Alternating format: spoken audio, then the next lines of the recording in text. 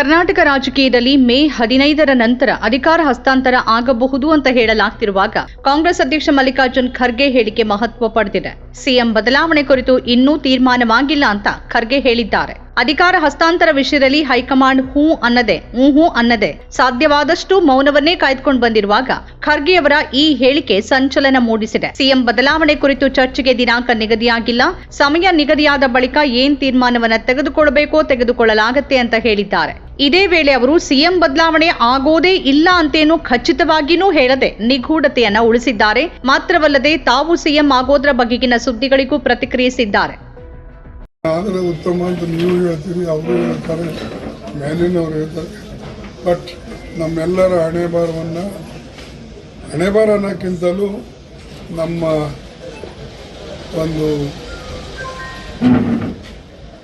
Ideology ಪ್ರಕಾರ ಮತ್ತು ನಾವು ಪಕ್ಷದಲ್ಲಿ ಏನು ನಾವು ಇಲ್ಲಿವರೆಗೆ ದುಡ್ಕೊಂಡು ಬಂದಿದ್ದೇವೆ, ನಮ್ಮ ನಿರ್ಣಯಗಳು ಹೆಚ್ಚಾಗಿ ಸೋನಿಯಾ ಗಾಂಧಿಯವರು ತೆಗೆದುಕೊಳ್ತಾರೆ.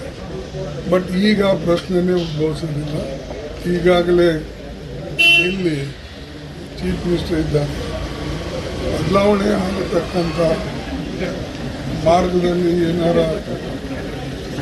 ಸೋನಿಯಾ ಗಾಂಧಿಯವರು, ರಾಹುಲ್ ಗಾಂಧಿಯವರು ಅಥವಾ ನಾವು ಸೇರಿ ನಿರ್ಣಯ ತೆಗೆದುಕೊಳ್ಬೇಕು ಅಂದರೆ ಅದು ಸ್ವಲ್ಪ ಸಮಯ ಹಿಡಿಯುತ್ತದೆ.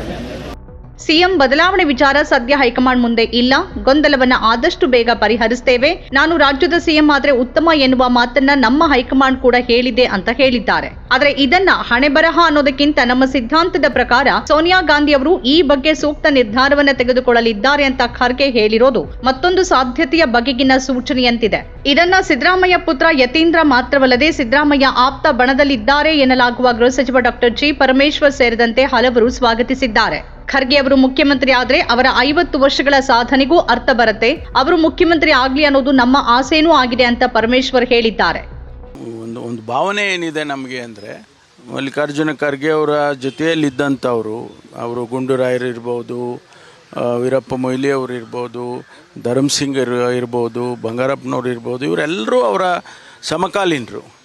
ಕಾಂಗ್ರೆಸ್ ಪಕ್ಷದಲ್ಲಿ ಸಮಕಾಲೀನರಾಗಿ ಕೆಲಸ ಮಾಡಿದ್ರು. ಅವರೆಲ್ಲರೂ ಮುಖ್ಯಮಂತ್ರಿಗಳಾಗಿ ಇವರು ಕೂಡ ಅದಕ್ಕಿಂತ ಹೆಚ್ಚು ಸಾಮರ್ಥ್ಯವನ್ನು ಇರ್ತಕ್ಕಂಥ ಒಬ್ಬ ಹಿರಿಯ ರಾಜಕಾರಣಿ. ನಮಗೆ ಒಂದು ಅನಿಸುತ್ತೆ, ಅವರು ಆಗಿದ್ರೆ ಅವರ ಏನು 50 ವರ್ಷದ ಸೇವೆಗೆ ಒಂದು ಅರ್ಥ ಬರುತ್ತೆ ಅಂತ ಹೇಳಿ ನಾವು ಅಂದ್ಕೊಳ್ತೀವಿ. ಅದಕ್ಕಾಗಿ ನಾನು ಹೇಳಿದ್ದು, ಅವರು ಬಂದು ಆದರೆ ಯಾರು ಅಷ್ಟು ಹಿರಿಯರು ಬಂದಾಗ ಯಾರು ಕೂಡ ಪ್ರಶ್ನೆ ಮಾಡುವಂಥದ್ದು ಇರೋದಿಲ್ಲ ಅಂತ ಹೇಳಿದೆ ನಾನು. ಕರ್ನಾಟಕದಲ್ಲಿನ ಗೊಂದಲ ನಿಭಾಯಿಸುವ ಅನಿವಾರ್ಯತೆ ನಡುವೆನೇ ಮಾತಾಡಿರುವ ಖರ್ಗೆ ಅವರು ಸ್ವತಃ ಹೊಣೆ ವಹಿಸಿಕೊಳ್ಳುವ ಸಾಧ್ಯತೆಯನ್ನು ಕೂಡ ತಳ್ಳಿ ಹಾಕದೆ ಅದು ಸೋನಿಯಾ ಗಾಂಧಿ ಅವರಿಗೆ ಬಿಟ್ಟಿದ್ದು ಅಂತ ಹೇಳಿರೋದು ಮಹತ್ವ ಪಡೆದಿದೆ. रोज उठ के बदलाव सी इसका निर्णय हम तीनों मिलकर लेंगे. मैं एज ए AICC प्रेसिडेंट और Sonia Gandhi ji as a CPP president और LOP Rahul Gandhi leader of the opposition. इसीलिए मैं हमेशा तीनों मिलकर करते.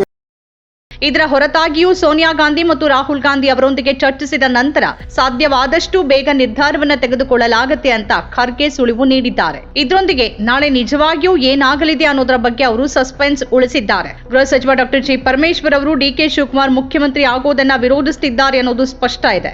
ಆದ್ರೂ ಸಿದ್ದರಾಮಯ್ಯ ಅವರ ಹಿಡಿತ ಕೂಡ ಸ್ಥಿರವಲ್ಲ ಅಂತ ಅವರಿಗೆ ಮನವರಿಕೆ ಆದಂತಿದೆ. ಖರ್ಗೆ ಸ್ವತಃ ಮುಖ್ಯಮಂತ್ರಿ ಆದ್ರೆ ನಾವೆಲ್ಲರೂ ಸಂತೋಷದಿಂದ ಸ್ವಾಗತಿಸುತ್ತೇವೆ ಅಂತ ಅವರು ಹೇಳಿರೋದು ಈ ಕಾರಣದಿಂದಾನೂ ಇರಬಹುದು, ಅಥವಾ ಇದು DK ಶಿವಕುಮಾರ್ ಅವರನ್ನ ತಡೆಯುವ ಪ್ಲಾನ್ ನ ಭಾಗನೂ ಆಗಿರಬಹುದು. ಆದ್ರೆ ಕಾಂಗ್ರೆಸ್ ಹೈಕಮಾಂಡ್ ನಿಜವಾಗಿಯೂ ಖರ್ಗೆ ಅವರನ್ನ ಸಿಎಂ ಸ್ಥಾನಕ್ಕೆ ಸೂಚಿಸುವ ಉದ್ದೇಶ ಹೊಂದಿದ್ದರೆ ಅದು ರಾಜ್ಯ ರಾಜಕೀಯದಲ್ಲಿ ಹೆಚ್ಚಿನ ಮಹತ್ವ ಪಡೆಯುತ್ತೆ.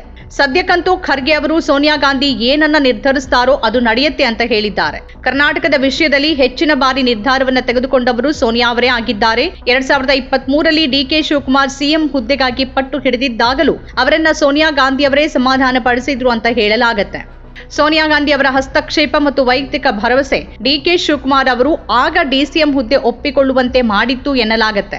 ಒಂದ್ ಕಡೆ ಕಾಂಗ್ರೆಸ್ನ ಟ್ರಬಲ್ ಶೂಟರ್ ಎಂಬ ಬಗ್ಗೆ ಹೈಕಮಾಂಡ್ ವಲಯದಲ್ಲಿ DK ಶಿವಕುಮಾರ್ ಅವರಿಗೆ ಮಹತ್ವ ಇದ್ರೆ, ಸಿದ್ದರಾಮಯ್ಯನವರು ಮಾಸ್ ಲೀಡರ್ ಆಗಿ ರಾಹುಲ್ ಗಾಂಧಿ ಅವರ ಮೆಚ್ಚಿನವರಾಗಿದ್ದಾರೆ. ಹಾಗಾಗಿನೇ ಏನೇ ಒತ್ತಡಗಳ ಹೊರತಾಗಿಯೂ ಸಿದ್ದರಾಮಯ್ಯ ಅವರನ್ನ ಇಳಿಸೋದು ಅಷ್ಟು ಸುಲಭವಾಗಿಲ್ಲ.